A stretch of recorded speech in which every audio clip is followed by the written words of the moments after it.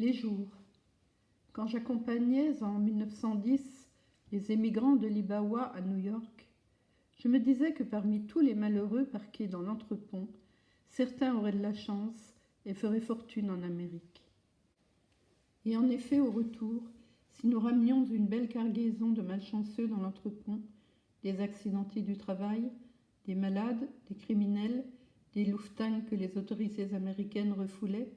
et que l'on ramenait dans leur pays d'origine, les cabines de luxe étaient toujours occupées par 2-3 types qui avaient fait fortune et qui s'en retournaient chez eux millionnaires, et ce n'étaient pas toujours les plus sympathiques. En 1908, Rémy de Gourmont me disait qu'en consacrant 2 heures par jour à la lecture, à une lecture systématique, on épuiserait non seulement la Bibliothèque nationale en moins de 10 ans, mais encore qu'on aurait fait le tour de toutes les connaissances humaines, tellement les livres se répètent, les auteurs se copiant les uns les autres, au point que des secteurs entiers de l'univers des imprimés sont inutiles, et que des pans entiers du continent que forme cette immense bibliothèque, avec ses millions et ses millions de volumes, s'effondrent quand on y fait son trou, avec l'entêtement et l'appétit d'un rat ou d'un ver intelligent. J'ai rapporté du front de la guerre de 1914 une habitude de soldat, qui est de me lever avant l'aube et de me mettre immédiatement au boulot. Il est vrai que je n'astique pas des armes. J'écris. Et me remémorant la vie de Rémy de Gourmont, j'écris 2 heures par jour. 2 heures qui ne doivent rien à personne. Ceci fait, je suis libre, libre pour toute la journée, et je puis flâner, rêvasser, perdre mon temps à cœur que veux-tu, imaginer des romans, lire peu ou à en perdre le souffle, jouir de la paresse qui est le fond de mon tempérament, ne me refuser à aucune aventure, ou entrer en contemplation et rompre les liens qui me rattachent au monde, voire à ma propre vie. C'était la vie que je menais à la Cornue. Le soir, je faisais une séance de projection. La nuit, je ne dormais pas. Je travaillais à mes écritures durant 2 heures avant l'aube. Et au petit jour, je filais, autant pour ne rencontrer personne de la maison ou du château que pour aller me perdre en banlieue, flâner, bagnauder, rêvasser et composer des poèmes en marchant, comme je le faisais du temps où je conduisais les malheureux émigrants de la vieille Europe en Amérique, et que je bavardais avec eux, les interrogeant, les faisant parler pour deviner qui, mais qui parmi eux était désigné d'avance pour faire fortune et avait une seule chance de s'en tirer. Je me demandais ce que venaient chercher en banlieue parisienne tous ces damnés voués à la géhenne, et pour qui, je le constatais tous les jours, il n'y a aucun espoir et d'aucune sorte. La banlieue de Paris, il y a longtemps que je la connaissais, mais comme elle avait évolué en mal depuis mes amours avec Antoinette.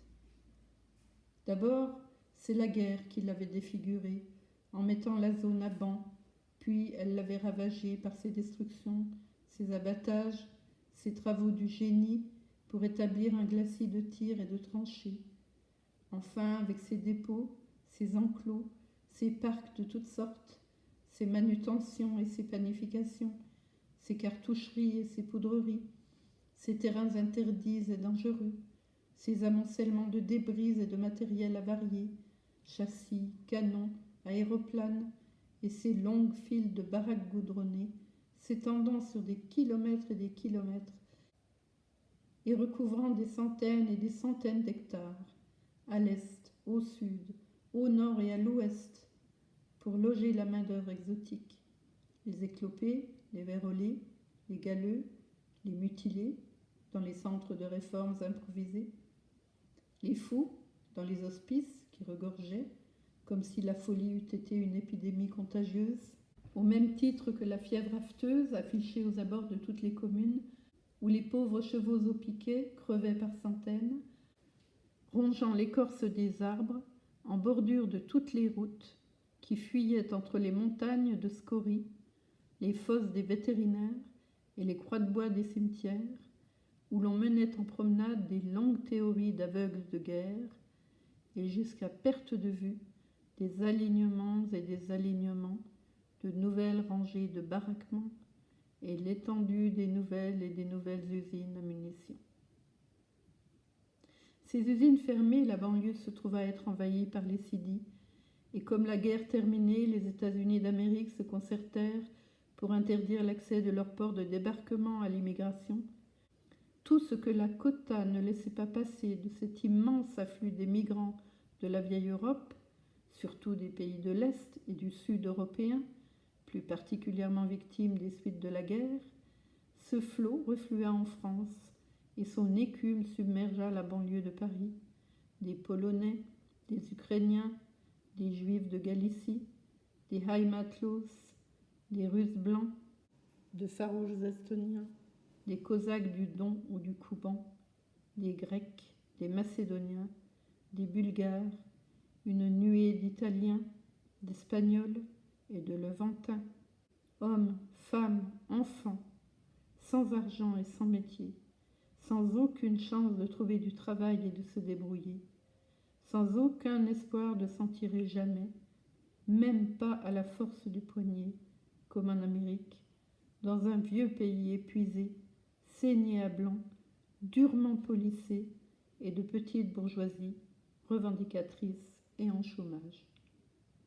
C'était la ruée non pas vers l'or comme en 1848 en Californie, c'était la ruée vers la misère, dans la boue où l'on patauge mais qu'on ne lave pas, car elle ne contient que de la merde, dans les trous que l'on creuse non pour y trouver des pépites, mais pour s'y loger. On y vivait dans des baraquements effondrés et des huttes faites de 3 plaques de tôle ondulée, dans des campements en plein champ, dignes du Far West, et dans les wigwams, les Sidis, maîtres des quartiers qu'ils terrorisaient en bande, prostituaient les femmes et les filles étrangères. Pour ne pas avoir à faire la queue et pour avancer d'une place, les hommes s'entretuaient à la porte des rares chantiers d'embauchage ou de déblaiement. Des bistroquets, d'ignobles rince-gueules où l'on débitait un alcool frelaté, des cantines où l'on servait de la barbaque, du chien crevé qui schlinguait, s'édifiaient un peu partout, au début installés dans des vieilles caisses d'avion, puis consolidant leur fragile installation par des murs en carreaux de plâtre, en briques creuses, en agglomérés, en parpaings, le toit fait de feuilles de carton bitumées, de plaques de tôle, de mauvaises planches maintenues par des pavés, et le succès venant, quand un gramophone braillait à l'intérieur, la plupart du temps éclairé à l'acétylène, se recouvrant de tuiles et d'ardoises. Ces premiers établissements où petit à petit on trouvait à se loger dans des soupentes à courant d'air, et où l'on se mit à danser le samedi soir. Déjà les premiers partouzards s'y risquaient, amenés par des taxis de nuit, sont à l'origine de la plupart des lotissements qui s'esquissèrent alors sous forme d'îlots de misère, encerclés de barbelés, ou d'un mince quadrillé de sentes piétinées parmi les orties, les ordures, les tessons de bouteilles, les fondrières des agglomérations, furieusement particularistes et divisées en nations, qui virent alors le jour en bordure des champs d'épandage. Et ce fut une nouvelle ruée,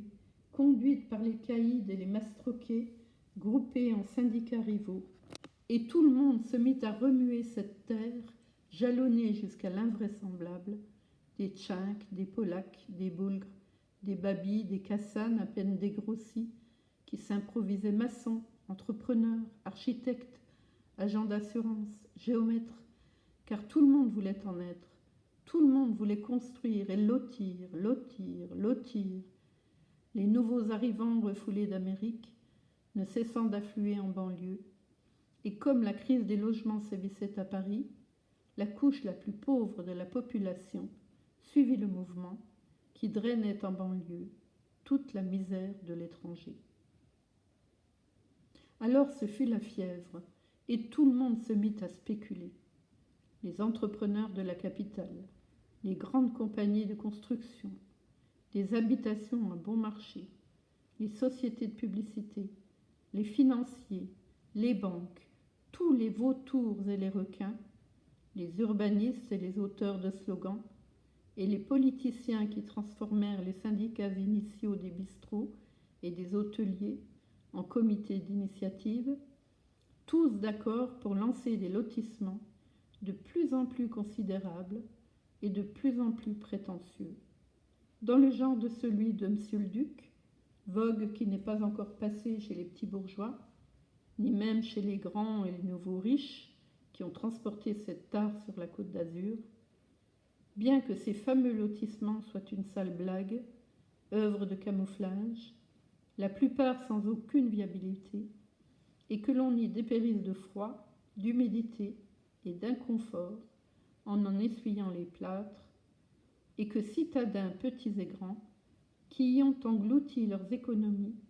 tremblent de peur à cause du voisinage toujours inquiétant des sidis devenus gangsters, ou au contraire, à cause de l'isolement qu'on y subit. J'ai assisté à l'exode des Parisiens se transplantant en banlieue et à leur installation dans les pavillons. Et c'est bien un des spectacles les plus décourageants qu'il m'ait été donné de voir dans ma carrière mouvementée de reporter. Mais cela n'intéressait personne, et il ne me serait pas venu à l'esprit de faire des articles ou des photos pour les journaux. Pas un n'en aurait voulu, les journaux tout comme les politiciens et autres topazes étant directement intéressés à ce dernier exode, hypocritement encouragés par l'État, la ville de Paris, les communes de banlieue et leurs sous-commissionnaires et agents et rabatteurs électoraux. Ce déménagement de toute une population de gagne-petits, d'artisans, de bricoleurs, de pauvres petits fonctionnaires et vieux retraités, de pensionnés et de veuves de guerre qui perdaient leurs derniers sous, était une affaire d'or.